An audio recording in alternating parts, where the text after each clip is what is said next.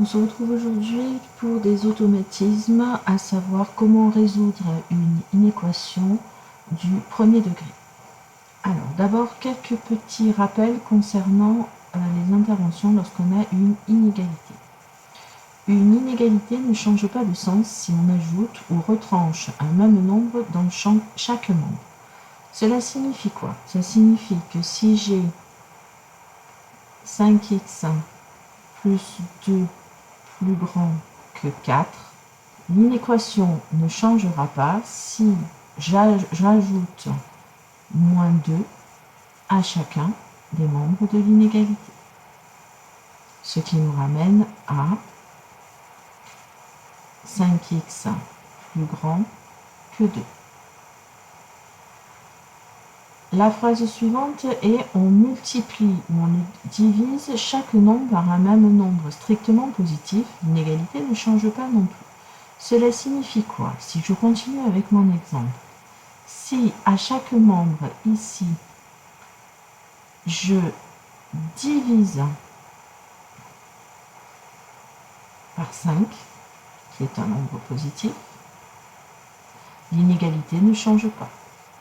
Ce qui nous conduit à x plus grand que 2 cinquièmes, et ce qui sera la solution de notre inéquation. Autre remarque importante, une inégalité change de sens si on multiplie ou on divise chaque membre de l'inégalité par un nombre strictement négatif.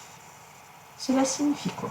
Ça signifie si j'ai moins 3x plus grand que 12, à ce moment-là, si je divise chaque membre de l'inégalité par moins 3, qui est un nombre négatif, eh bien le signe qui était plus grand va changer et devient plus petit. Ce qui conduit donc à x plus petit que moins 4, qui est la solution de l'inéquation. Alors, voyons maintenant sur des exemples comment on fait pour résoudre des inéquations en utilisant ces propriétés. Résoudre une inéquation, c'est en fait comme résoudre une équation, c'est-à-dire trouver toutes les valeurs de x qui vont rendre cette inégalité vraie. Pour cela, d'abord, il va falloir transformer notre inégalité. Ici, je dois d'abord développer, c'est-à-dire que ça me donne 5x plus 5 fois 3, ça fait 15, plus grand que 2x, plus 4. Pour résoudre une inégalité, il faut que j'isole les inconnus dans un nombre et les nombres dans l'autre. Pour cela, donc, je vais me débarrasser de 2x dans le membre de droite et de plus 15 dans le membre de gauche. Pour cela, je vais donc, dans chacun des membres de l'inégalité, faire certaines opérations. Pour me débarrasser de ce plus 2, je fais donc moins 2, plus 2x, je me débarrasse de en faisant moins 2x. Et pour me débarrasser du plus 15, je fais moins 15. Ici, je n'ai fait que des additions, donc le signe de l'inégalité ne change pas. Ce qui me conduit donc à 5x moins 2x, ça fait 3x. Plus 15 moins 15, ça disparaît. 2x moins 2x, ça disparaît. 4 moins 15, il reste moins 11. Je dois maintenant diviser par 3. Je divise par 3 chacun des membres de l'inégalité. Et étant donné que je divise par un nombre qui est positif, le signe de l'inégalité ne change pas. On obtient donc x plus grand que moins 11 tiers. Je demandais de donner la solution sous la forme d'un intervalle, c'est-à-dire toutes les valeurs de x qui sont plus grandes que moins 11 tiers. Donc la solution, ça veut dire que je commence à moins 11 tiers, mais elles sont strictement plus grandes que moins 11 tiers, donc j'exclus cette valeur, et jusqu'à plus l'infini. Prenons la deuxième inéquation. Même chose ici, je dois isoler les inconnus dans un membre et les nombres dans l'autre. Donc je réécris l'inéquation que j'avais au départ. Et je vais donc me débarrasser de ce moins 5 en faisant plus 5 dans chacun des membres. C'est une addition, donc le signe ne changera pas. Je dois donc me débarrasser de ce 9x dans ce membre de droite en faisant moins 9x. C'est à nouveau une addition, donc le signe de l'inéquation ne change pas. Je réduis. 4x moins 9x, ça fait moins 5x. Moins 5 plus 5 disparaît. 9x moins 9x, ça disparaît. 2 plus 5, ça fait 7. Je dois ensuite me débarrasser de moins 5. Pour cela, je vais donc diviser par moins 5. Le membre de gauche et le membre de droite. Mais étant donné que je divise par un nombre qui est négatif, le signe de l'inégalité change.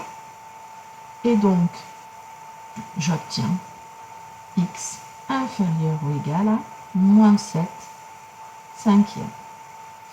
La solution sous la forme d'un intervalle va être de moins l'infini à moins 7 cinquièmes que je prends.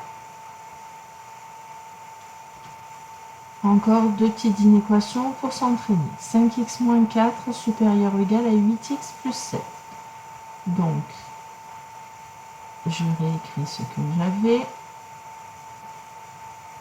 Je dois me débarrasser du moins 4. Je fais pour cela plus 4 dans chacun des nombres. Je dois me débarrasser du 8x, donc je fais moins 8x dans chacun des nombres. J'ai fait soit des additions, soit des soustractions, donc le signe de l'inéquation ne change pas. J'obtiens moins 3x supérieur ou égal à 11. Je dois ensuite me débarrasser du moins 3. Pour cela, je divise par moins 3. Mais étant donné que moins 3 est un nombre négatif, cela change le sens de l'inégalité. Et j'obtiens x inférieur ou égal à moins 11 tiers. Ce qui me donne sous la forme d'un intervalle les valeurs plus petites que moins 11 tiers que je prends. Et donc je vais jusqu'à moins l'infini. Ici, je dois d'abord développer, ça me fait 4x plus 12, plus grand que 3x plus 8. De la même manière, je vais isoler dans chacun des membres les inconnus et les nombres. Donc, je dois me débarrasser de plus 12. Pour cela, je fais moins 12 dans chacun des nombres. Et je dois ensuite me débarrasser du plus 3x en faisant moins 3x dans chacun des nombres.